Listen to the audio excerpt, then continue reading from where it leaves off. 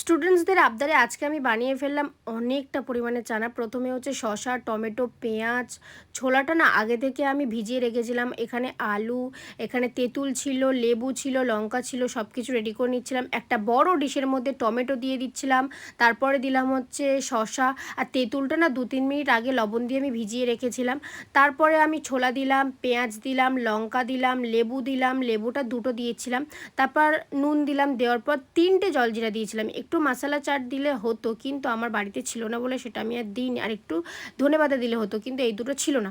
যাই হোক, যখনই মাখাচ্ছিলাম না আমার প্রত্যেকটা স্টুডেন্টসের মানে মুখ থেকে জল বেরোচ্ছিল, জিভে জল চলে আসছিল, এতটাই টেস্টি হচ্ছিল। দেখতে যেরকম সুন্দর লাগছিল আর বানানোর স্টাইলটা অনেকটা সুন্দর ছিল।